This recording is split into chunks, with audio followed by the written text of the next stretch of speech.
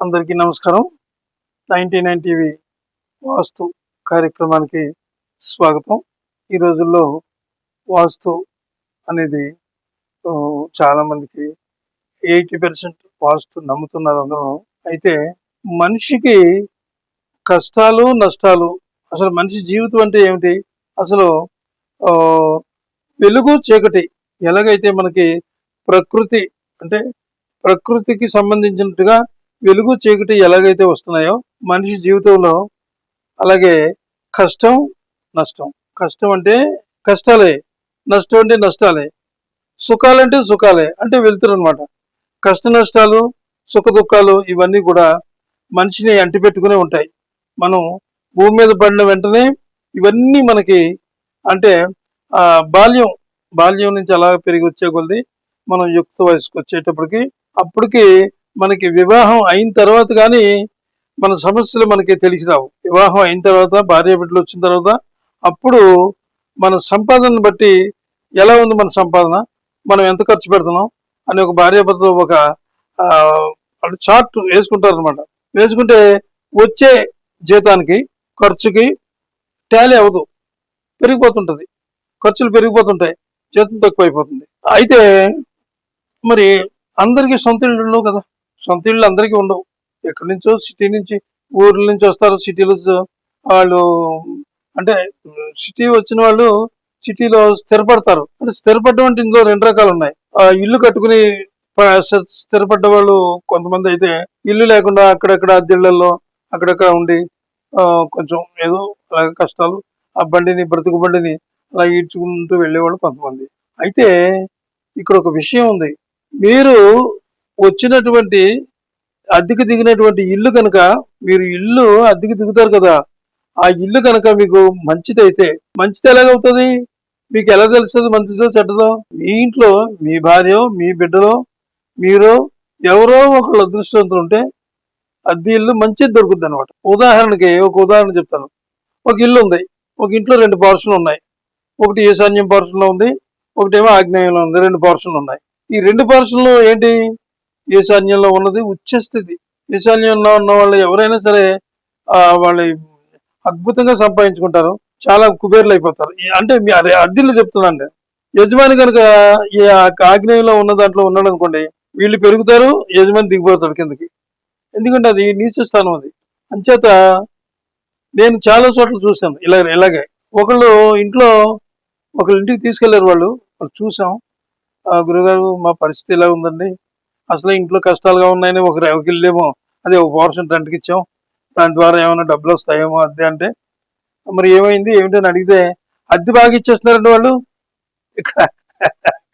ఇక్కడ ఇంకొక తమాషా చూడండి, అద్దె బాగానే ఇస్తున్నారట, కావాలంటే 500, 5,000, 10,000 అప్పు కూడా ఇస్తున్నారంట వాళ్ళు. అంటే ఎలాగొచ్చింది అది? ఈశాన్యంలో ఉంటున్నారు వాళ్ళు, వచ్చిన వాళ్ళు, అద్దెకొచ్చిన వాళ్ళు పెరిగిపోతున్నారు. వీళ్ళు ఎక్కడున్నారు?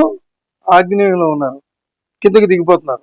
అంచేత మీ అదృష్టం బాగుండి అద్దెంట్లో మంచి ఇంట్లోకి వెళ్ళారనుకోండి, ఒక సంవత్సరం 2 సంవత్సరాల్లోనే మీకు తెలియకుండానే మీరు ఒక మంచి ఇల్లు కొనేసుకుని వెళ్ళిపోతారనమాట. అలాగే ఆ యజమాని అప్పుడు అతను చెప్పాను నేను, వీళ్ళు ఖాళీ చేసిన వెంటనే మీరు అందులోకి మారండి అయ్యా, మరి ఎవరికైనా వస్తే ఈ పక్కది అద్దెకివ్వండి. ఎందుకంటే ఈ పక్కన అంటే తప్పులు చేశారు, ఏదో గుమ్మాది తప్పులు పెట్టారు, ఆ వచ్చిన వాళ్ళు కూడా నాశనం అయిపోకూడదు మీలాగా. ఏదో ఆ గుమ్మాలు చిన్న సరి చేస్తే ఆ వచ్చిన వాళ్ళు కూడా బాగానే ఉన్నారు, వీళ్ళు కూడా బ్రహ్మాండంగా ఉన్నారు. అద్భుతం అనమాట ఇది. ఆ పోర్షను సరిగ్గా తూర్పు ఈశాన్యంలో సింహద్వారం, ఉత్తర ఈశాన్యంలో సింహద్వారం. పైగా వాళ్ళు సంపు ఎలా కట్టారు, కొన్ని చోట్ల సంపులు ఎలా కడతారు తెలుసా? సంపులు కాదు, అక్కడ ఒక ఇలాగ బోరింగ్ లా కొట్టుకుంటారు చూసారా, అది కొట్టి దాని చుట్టూ చప్పటా కడతారు ఇంతెత్తు, నీళ్లు బయటకు వెళ్ళకుండా. అది ఏమైనట్టు? ఈశాన్యం బరువు అయిపోయింది. నువ్వు ఎంత బాగుంటే సుఖం ఉంది, ఇక్కడ కట్టేసావు కదా, కట్టడం కింద దెబ్బ తినేస్తావు అనమాట. అవన్నీ తీయించేసి చక్కగా అలా సాఫ్గా చేయించి కింద గొయ్యి తీసి ఆ గోతులో వాటర్ పట్టించి సంపు కింద చేసాం. నిజంగా అతను ఎంత సంతోషించాడో చెప్పలేము అనమాట. ఇప్పుడు ఇదంతా ఎందుకు చెప్తున్నానంటే, మీరు వెళ్ళే ఇల్లు ముందే చూసుకోండి. ఇక్కడ నేను ఏం రాశాను, పశ్చిమ వాయువ్య మూల పెరిగితే ఏం జరుగుతుంది అంటే, కొన్ని మూలలో క్రాసులు వస్తాయి. అవి చూసుకోవాలి. చాలా మందికి ముందే తెలిసిపోతుంది. మీరేమి పెద్ద దాని గురించి పెద్ద రీసెర్చ్ చేయక్కర్లేదు. అంటే మేమైతే చూసి చెప్పేస్తాం, బాబు ఇంట్లో అద్దెకి వెళ్ళకరావు, నువ్వు నువ్వు ఉన్న 10,000 50,000 లక్షలు సంపాదించుకుంటే ఇవి కూడా పట్టుకుపోతాయి ఇల్లు అని చెప్తాం. ఇక్కడ చూడండి మీరు, ఇది తూర్పు. ముందు ఎందుకు రాస్తున్నానంటే తర్వాత ఇది చేద్దాం. ఇది పడమర, ఇది దక్షిణం, ఇది ఉత్తరం, ఆగ్నేయం, నైరుతి, వాయువ్యం, ఈశాన్యం. ఇవన్నీ మామూలే, ప్రతి ఇంటికి ఉంటాయి. అయితే ఇక్కడ ఇల్లు స్వరూపం వేస్తున్నాను, మన లోపల కాదు, బయట స్వరూపం వేస్తున్నాను నేను. బయట స్వరూపం ఏమిటంటే పశ్చిమ వాయువ్యంలో పెరిగినటువంటి ఇంట్లో ఉంటే ఇది వాయువ్యం. ఇది అంటే పశ్చిమ వాయువ్యం. ఈ పశ్చిమ వాయువ్యం ఏమైంది దీనికి, ఇంటికి చూద్దాం మనం ఒకసారి. ఈ పశ్చిమ వాయువ్యం ఏమైందంటే ఇలాగ పెరిగిపోయింది, ఇంకా ఎక్కువ పెరిగింది. ఇది ఇలా పెరిగింది అనమాట. అంటే యాక్చువల్లీ ఎలా ఉండాలి, ఇది ఇలా ఉండాలి. ఇంకా క్లియర్గా వేస్తాను. ఇలా వచ్చింది. ఇదేంటి, ఇది వాయువ్యం. ఈ వాయువ్యం మూల పెరిగిపోయింది అనమాట. మీరు ఇంట్లోకి వెళ్ళి చూడగానే తెలిసిపోద్ది ఈ మూల ఎంత పొడుగుందని. ఇలా ఉంటే ఏమో తెలుసా, ఇప్పుడు ఇది యాక్చువల్గా ఇలా ఉండాలి. ఇది ఇక్కడ ఉండాలి, ఇలాగా మనకి ఈశాన్యం కరెక్ట్గా ఉండాలి. ఇదేమో వాయువు ఇలాగ పెరిగింది కాబట్టి ఇలాగ ఇందులోకి వచ్చేసింది. ఈ పెరగడం వల్ల ఏంటంటే నష్టం, మనకి ఉన్న డబ్బులన్నీ ఎగిరిపోతాయి ఇంట్లో. అంటే ఇలాంటి ఇంట్లో అద్దెకొస్తాయి, మీ దగ్గర ఉన్న డబ్బులన్నీ కూడా ధనం వ్యయం అనమాట.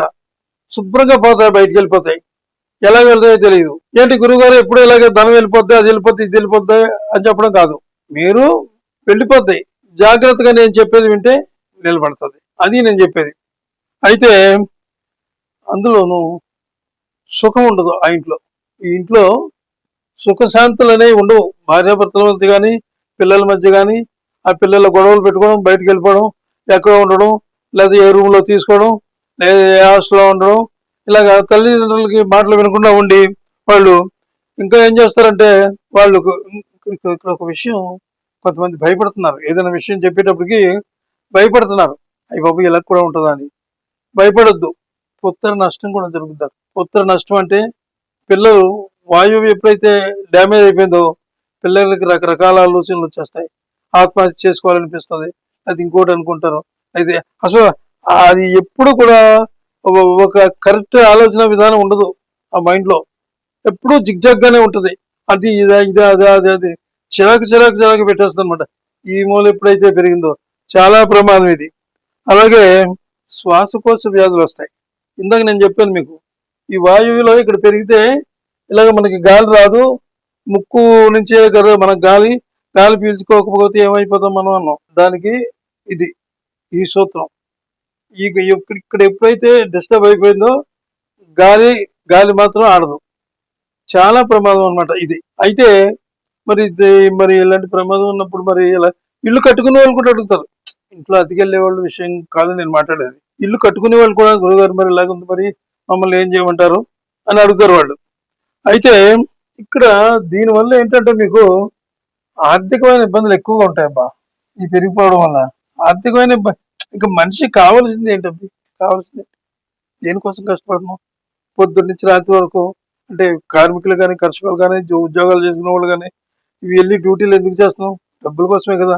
అదే ఆ డబ్బే మనకి నష్టం చేస్తుంటే వచ్చిన డబ్బు వచ్చినట్టు పోతే ఇంకా మనకి ఎందుకు, ఎలాంటి ఆలోచనలు వస్తాయి మనకి.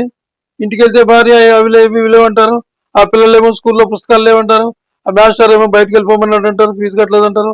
ఇలాంటి సమస్యలన్నీ కూడా ఈ వాయువ్యం అనేది ఇది మహా ప్రమాదమైనది అనమాట. దీన్ని ఏం చేయాలో చెప్తాను నేను, దాని ప్రకారం చేసుకోవచ్చు.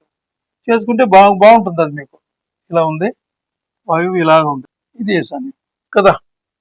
దీన్ని ఇలా చేయండి. అప్పుడు ఏమైపోయింది, ఇది ధనం ఇక్కడ ఉంది, మీదే ఈ స్థలం ధనం, కానీ మీది కాదు.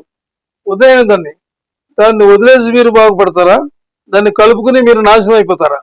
ఇది ఇక్కడ మనం తేల్చుకోవాల్సినటువంటి ముఖ్యమైన పాయింట్.